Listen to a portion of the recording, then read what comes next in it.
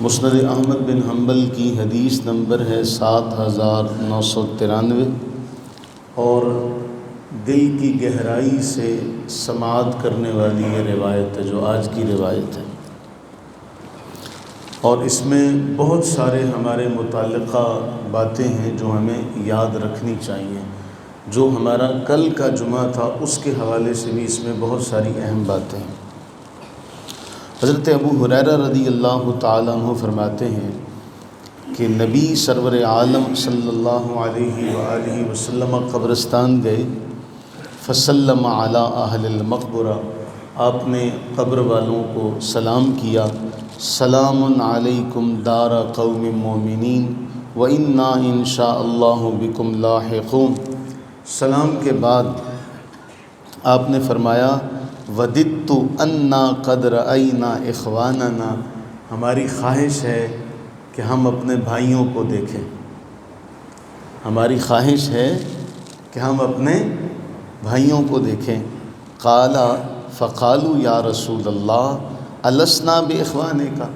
حضرت ابو ہریرہ رضی اللہ عنہ عرض کرتے ہیں کہ صحابہ نے عرض کی کہ یا رسول اللہ صلی اللہ علیہ وسلم، وہ جن کی آپ بات کر رہے ہیں کہ ہم اپنے بھائیوں کو دیکھیں، ہم مراد ہیں۔ تو صحابہ عرض کرنے لگے کہ اے اللہ کے رسول صلی اللہ علیہ وسلم، ہم آپ کے بھائی نہیں ہیں؟ تو رسول اللہ علیہ السلام نے فرمایا بل انتم اصحابی، تم تو میرے صحابہ ہو، واخوانی الذین لم یأتوا بعد، میرے بھائی تو وہ ہوں گے جو تمہارے بعد آئیں گے، میرے بھائی تو وہ ہیں جو تمہارے بعد آئیں گے۔ تو رسول اللہ صلی اللہ علیہ وسلم نے اپنے امتیوں کو جو صحابہ کے بعد آئیں گے کیا کہا؟ اپنا بھائی کہا۔ اس سے بڑا کوئی مقدس اور معتبر کوئی قرب والا رشتہ ہو سکتا؟ فرمایا میرا جی چاہتا ہے کہ میں اپنے بھائیوں کو دیکھوں، اور صحابہ سے کیا فرماتے ہیں؟ وہ ہوں گے جو تمہارے بعد آئیں گے۔ اب صحابہ نے سوال کیا یا رسول اللہ صلی اللہ علیہ وسلم کیف تعرف من لم یأت من امتی کا بعد، آپ ان کو کیسے پہچانیں گے؟ جو آپ کے بعد والے جو امتی ہیں ان کو پہچانیں گے کیسے؟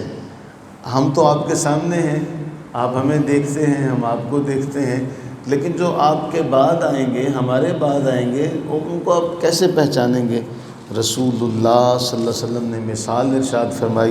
فرمایا ایک سفید پنج کلیان گھوڑا ہو تو وہ کالے گھوڑوں میں پہچانا جاتا ہے کہ نہیں پہچانا جاتا؟ پھر اللہ کے نبی علیہ السلام نے جب یہ سوال کیا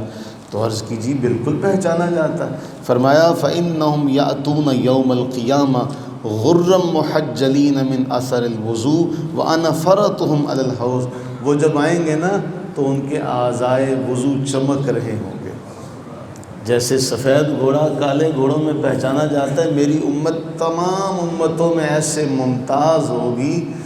کہ ان کے اعضائے وضو چمک رہے ہوں گے، اور میں ان کا حوض کوثر پر انتظار کر رہا ہوں، میں ان کا پیش رو ہوں گا، میں حوض کوثر پر ان کا انتظار کروں گا، ان کا آگے سے پیش رو ہوں گا۔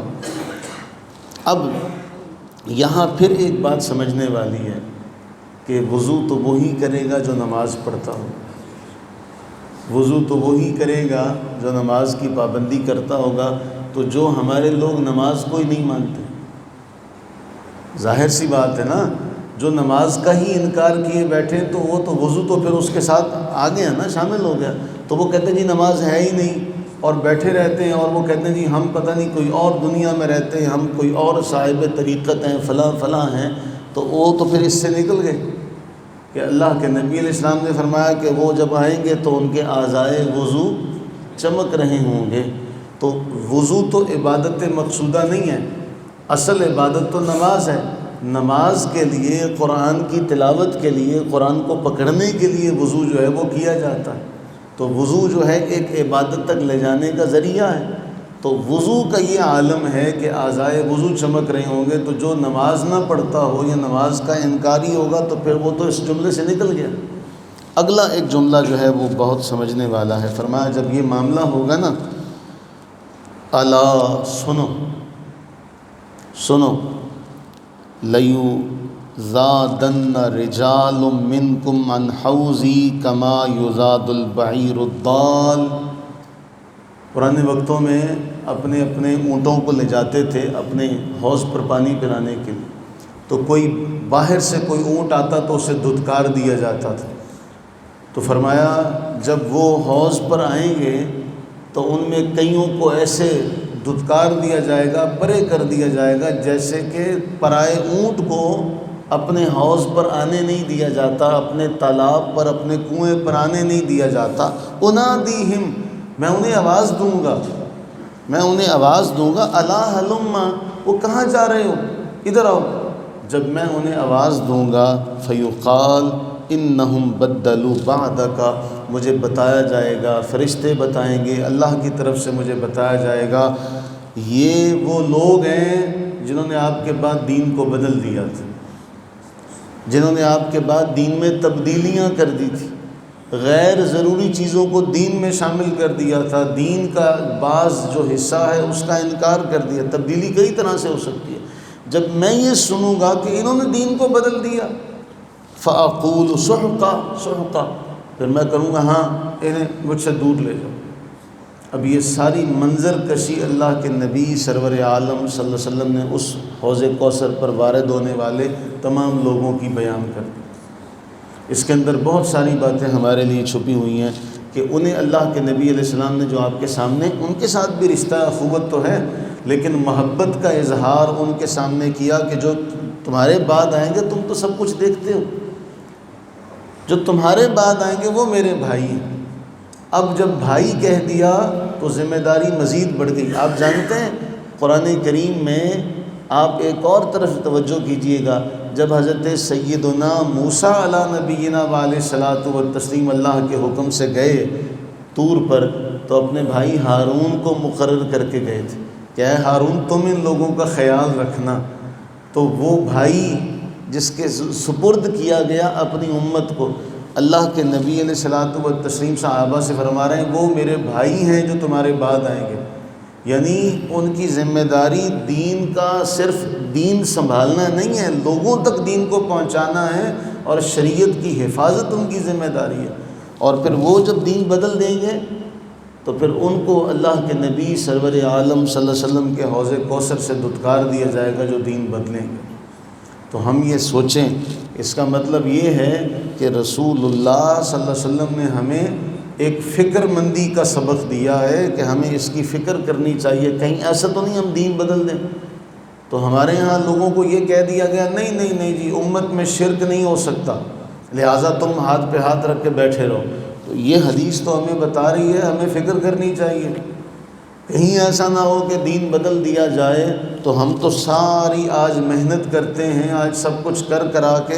کل جب ہم اپنا انعام لینے کے لیے، اجر لینے کے لیے، قرب حاصل کرنے کے لیے، رضا حاصل کرنے کا جب موقع آئے گا وہاں پہنچے تو وہاں پتہ چلے یہ تو تھا ہی نہیں، جو ساری زندگی کرتے رہے وہ تو دین ہی نہیں تھا، جو ساری زندگی سبق پڑھتے رہے وہ تو دین ہی نہیں تھا۔ اور پھر وہاں سے انہوں نے کہہ دیا کہ انہیں مجھ سے دور لے جاؤ، تو بتائیے اس کا کوئی پرسان حال ہوگا؟ قرآن کریم نے ایک مثال دی کہ وہ لوگ ہیں نا جو کافر ہیں، ان کے اعمال سراب کی طرح ہیں، والذین کفروا اعمالہم کسراب بقیعۃ یحسبہ الظمآن ماء،